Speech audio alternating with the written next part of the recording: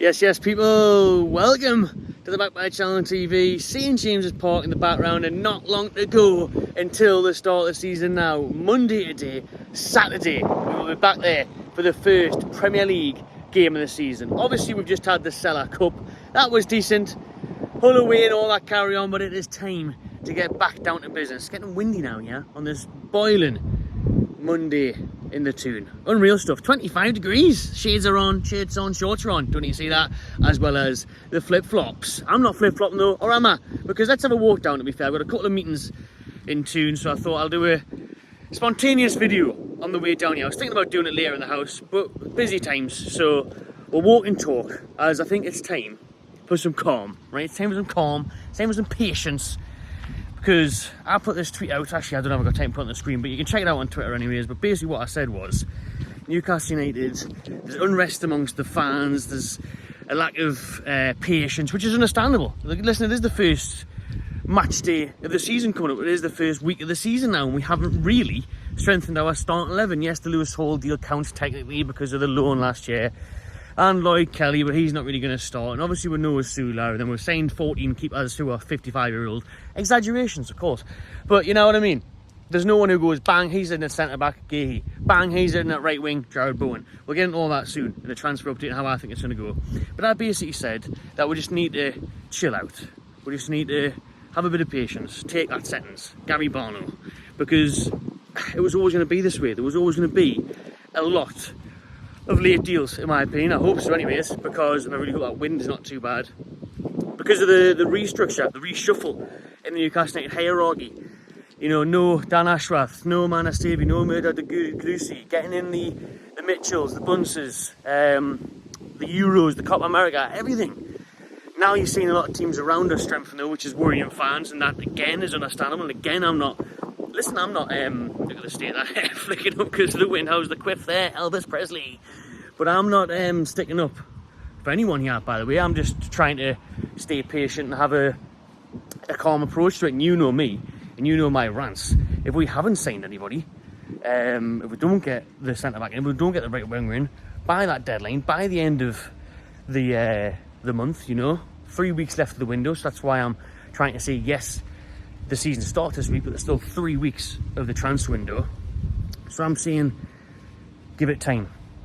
But you know me, like I say, I'll be ranting away and going absolutely berserk if I don't say anyone, because there's no way, in my opinion, that we can afford to go into the new season with Almiron as our right winger.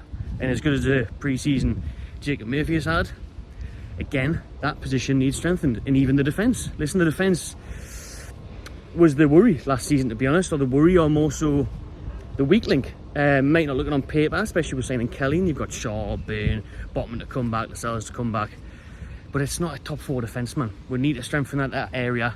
And for me, look at last season, we still scored goals, we still scored plenty of goals. I think it was the most goals we've ever scored in a season before. So that isn't the concern for me. The concern was the defence, and that was mainly down to obviously Nick Pope being injured. So we struggled there with Pope being away, and then obviously Botman went out and everything else.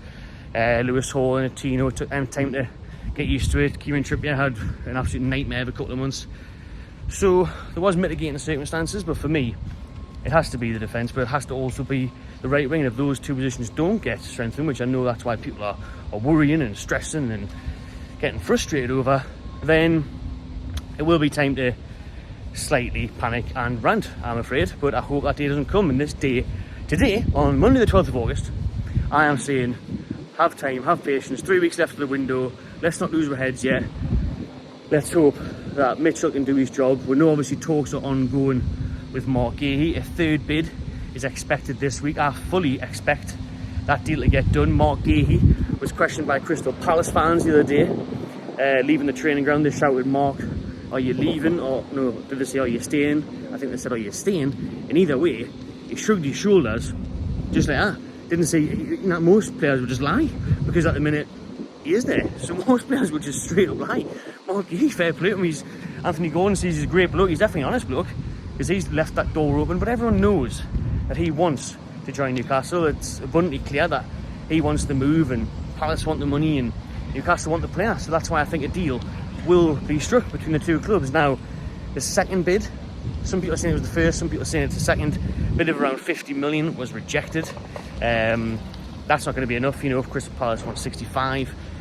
Can we try and match them and get somewhere between the 55 million pound, 60 million pound mark with add-ons to get that deal sorted?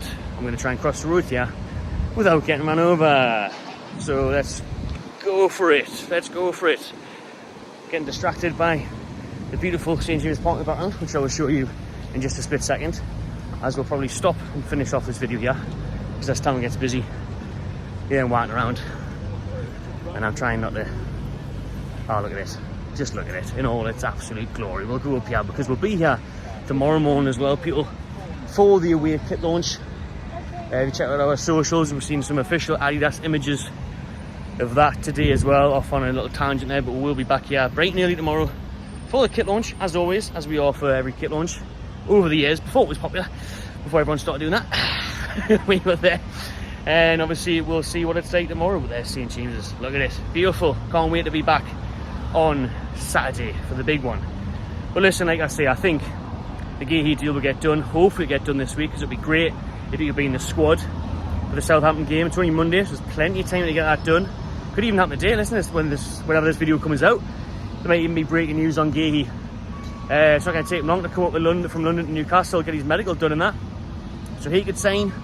We hope so. I do think he will be the centre-back that comes to Newcastle and that deal gets completed.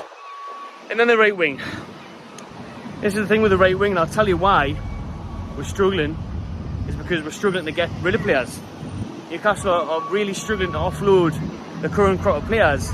That is having an impact on bringing in new signings, more so for the big money on that right wing. Almiron, he doesn't want to leave by the looks of it, does he? He's been linked with a move away. We know Al Shabab from the Saudi Pro League had an offer of £30 million accepted for him back in January. Almiron didn't want to move to Saudi, decided not to go. We're hopeful, the club as well, this summer, that he would accept the move. You've got the Saudi League interested in him again. His agent's been trying to fish him around in the Premier League. Nobody wants him in the Premier League. Miggy obviously doesn't fancy that move all the way to the Far East, even with all the riches that are offered. So there we go. But that's really halting us from making any decent progress, because Miggy out on the right, if you can't get the 30 mil for him, you can't get 20 million for him, you can't get anything for him, you just want the move, that's really stopping us going ahead with other negotiations for what a dream move would be, like a Bowen, you know, but he would cost so much money. Can we get one done for who I've been shouting for, or someone like a Brian Mbuemo from Brentford? He again would probably cost 40-50 million. They can't afford that type of thing at the minute without getting rid of players, and that's just mentioning Almiron. Wilson obviously can't go now because he's took an injury unless he moves late in the window. Trippier could still leave, definitely. He captained the team the other day, it doesn't mean anything. Trippier could still leave this window. He's still rumoured to be out. And then it's all sorts of fringe players, your Haydens, your Ryan Fraser. You know, there's so many players that are just dwindling around here. Jamal Lewis, who played the other day in friendlies, Matt Target, and you know, the list goes on. So we need to get rid of some players, and we all are crying out for some new recruits. But I'm on this video today just to say, listen people, enjoy the sunshine, look forward to the game this Saturday, have a bit of patience. I think we'll still sign Guehi.